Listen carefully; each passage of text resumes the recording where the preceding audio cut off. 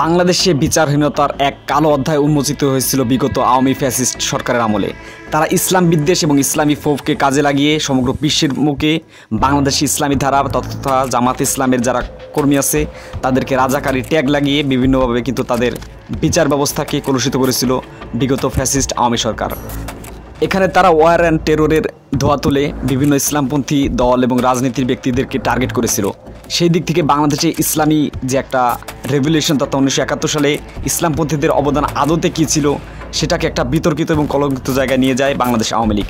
সেই দিক থেকে তারা যারা জামাত ইসলামের ঊর্ধ্বতন কর্মকর্তা এবং ঊর্ধ্বতন নেতাকর্মী ছিল তাদেরকে ফাঁসির কাস্টে ঝুলিয়ে একটা বিচারহীনতার সংস্কৃতি বাংলাদেশে চালু করে।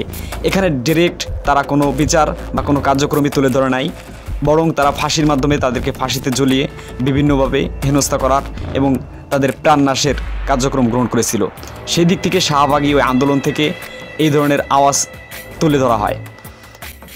সর্বশেষ ফ্যাসিস্ট সরকারের পতনের মাধ্যমে এই কালো অধ্যায়ের সমাপ্তি হয়। কিন্তু আমরা বাংলাদেশে খ্যাতিমান কিছু আলেম এবং ইসলামী আধ্যাত্মিক ব্যক্তিদেরকে হারিয়েছি যারা ছিল বাংলাদেশের একই সাথে প্রসিদ্ধ রাজনীতিবিদ। সেই দিক থেকে আল্লামা দেলোয়ার হোসেন সাঈদীর নাম কিন্তু সবার উপরে থাকবে। বিচারহীনতার সংস্কৃতির মাধ্যমে পৃথিবী থেকে চলে যেতে বাধ্য হন। একই সাথে আরও যারা ছিলেন তাদের কিন্তু ফাঁসির কাছে ঝুলিয়ে শেখ হাসিনা বাংলাদেশের বিচারহীনতার সংস্কৃতিকে কলঙ্কিত করেছিল। সর্বশেষ এটিএম আজহারুল ইসলাম আজহারুল ইসলামকে কিন্তু নানাভাবেই কারাগারে সোপর্দ করা হয় এবং বিভিন্নভাবে অত্যাচার নির্যাতনের মাধ্যমে তিনি আমাদের সর্বশেষ সামনের দৃষ্টান্ত হিসেবে উপস্থাপন ছিল।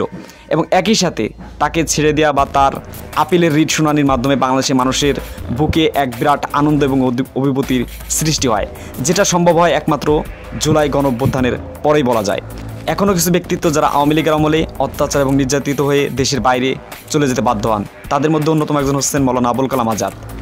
এই সমস্ত ব্যক্তিদেরকে বিভিন্নভাবে আন্তর্জাতিক অপরাধ ট্রাইব্যুনালের মুখোমুখি দাঁড় করিয়ে তাদের নামে বিচারের নামে প্রহসন করা হয়। এখন সময় এসেছে তাদের সসম্মানে দেশে ফিরিয়ে এনে যথাযথ মর্যাদায় দেশের ভাবগাম্ভীর্যে এবং ইসলাম, দেশ এবং মানবতার পক্ষে কাজে লাগাতে। বিষয়টি আরও ভালো করে বুঝতে হলে বাংলাদেশের খ্যাতিমান অ্যাক্টিভিস্ট এবং লেখক পিনাকি ভট্টাচার্যের মুক্তিযুদ্ধের বয়ানে ইসলাম বইটি থেকে কিছু উদ্ধৃতি তুলে ধরছি। এক শ্রেণী মানুষ ইসলাম বিদ্বেষ চর্চা খুব সচেতনভাবে করে এসেছে আর ইসলামপন্থীদের প্রকাশ্যে হেনস্থা করে গেছে। কিন্তু মজার কথা হচ্ছে ইসলামকে এভাবে প্রতিকায়িত করা এবং ইসলামের চিহ্ন বা কোনো প্রতীক মানেই রাজাকার বোঝানোর এই প্রচেষ্টার সঙ্গে বাস্তবে কোনো মিল নেই।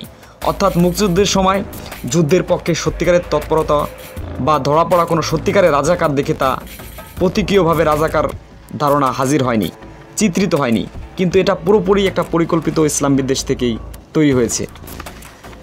মুক্তিযুদ্ধ বিরোধীদের ইসলামী লিবাসে উপস্থাপনের এই কাজটা বাংলাদেশের সেকুলারপন্থী ইসলাম বিদ্বেষীরা সূক্ষ্মভাবে করে এসেছে। তারা মনে করেন কেবল পাকিস্তান সমরতান্ত্রিক রাষ্ট্র ও শাসকের বিরুদ্ধেই নয়, মুক্তিযুদ্ধের লড়াইটা বুঝি একই সঙ্গে ইসলামের বিরুদ্ধে হয়েছিল। যেন 66 সালের 6 দফা আদায়ের আন্দোলন ইসলামের বিরুদ্ধে কোনো দাবি ছিল অথবা ওতে ইসলাম না মানার ইসলাম বিরোধী কোনো দাবি ছিল। অথচ খুবই পরিকল্পিতভাবে এই কাজটা করা হয়েছে স্বাধীন বাংলাদেশে। আর এটাই সেকুলারপন্থীদের আজকের প্রধান বয়ান আকারে বাংলাদেশে রয়ে গেছে। আর তারই ধারাবাহিকতায় এই সমস্ত ভুল ধরিয়ে দেওয়ার চেষ্টা বাংলাদেশের মুক্তিযুদ্ধের ক্ষেত্রে ইসলামের একটা বড় অবদান রয়েছে। ভুলিয়ে দেওয়ার চেষ্টা হয়েছে যে মুক্তিযুদ্ধে ইসলামের প্রাসঙ্গিকতাকে। বিগত ফ্যাসিস্ট সরকারের কথিত আন্তর্জাতিক অপরাধ ট্রাইব্যুনালের ধোয়া তুলে এই সমস্ত বিচারিক প্রক্রিয়া কিন্তু সবসময় একটা একপাক্ষিক বিচার প্রক্রিয়া ছিল, এটা আপনারা সকলেই দেখেছেন। সেই দিক থেকে দুইজন ব্যক্তির নাম বর্তমানে না বললে না, একজন হচ্ছে মৌলানা আবুল কালাম আজাদ, আরেকজন হচ্ছেন এটিএম আজহারুল ইসলাম, যার কথাটি আমরা তুলে ধরলাম। এই দুজন ব্যক্তিকে সসম্মানে আগামী দিনগুলোতে যেভাবে দেশের পক্ষে, দেশের রাজনীতির পক্ষে এবং সুষ্ঠু ইসলামিক ধারায় যেভাবে কাজে লাগানো যায় সেই দিকে আমাদের মনোনিবেশ করতে হবে। একই সাথে আপনাদের বলে রাখি, যারা দুনিয়া থেকে চলে গেছে তাদের পরিবারকে সসম্মানে ক্ষতিপূরণ এবং যেভাবে যা করা দরকার বর্তমান সরকার এবং সামনের দেশের পক্ষে যারা দেশের অবস্থান করবে তাদের অবশ্যই বিষয়ের দিকে দৃষ্টি দিতে হবে।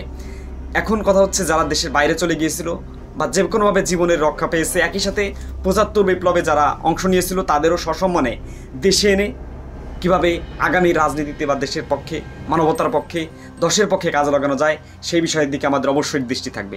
এখন কথা হচ্ছে এই ধরনের তথাকথিত অপরাধের ধোয়া তুলে এটা কোনোভাবে বিচারিক প্রক্রিয়া ছিল না। এখন সমগ্র বিশ্বের বাসীর কাছে বিষয়টি পরিষ্কার এবং স্পষ্ট। এখানে আল জাজিরা থেকে শুরু করে বাংলাদেশের বিভিন্ন গণমাধ্যম কিন্তু তাদের আপ্রাণ প্রচেষ্টায় ভূমিকা পালন করেছে এবং কাজ করেছে, এবং এই কাজের অগ্রগতি যেন আরও হয় এবং যেই ব্যক্তিদের কথা বললাম, এদের বিচারিক প্রক্রিয়া যাতে সঠিকভাবে ন্যায় বিচারের মাধ্যমে তারা মানুষের কাছে আবারও ফিরে আসতে পারে, দেশের পক্ষে জনগণের পক্ষে কাজ করতে পারে, এটা আমাদের আত্মবিশ্বাস এবং অনুপ্রেরণা থাকবে। যাই হোক, একটা বিচারিক প্রক্রিয়া কিন্তু ফাঁসি নয়। ফাঁসি আর বিচারিক প্রক্রিয়া একটা আলাদা জিনিস।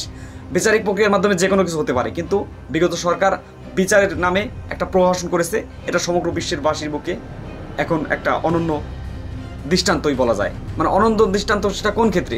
সেটা একটা বাংলাদেশের রাজনীতিতে একটা বিচারহীনতার মাইল ফলক হিসেবে আমরা লক্ষ্য করেছি। বিষয়টা আপনাদের সেভাবেই তুলে ধরলাম। যা সব ভালো থাকবেন, সুস্থ থাকবেন। আগামীর দিনগুলোতে যাতে এইভাবে বিচারের নামে, প্রহসনের নামে কোনো মানুষকে হয়রানি না করা হয়, সেদিকে আমাদের দৃষ্টি থাকবে নতুন বাংলাদেশে।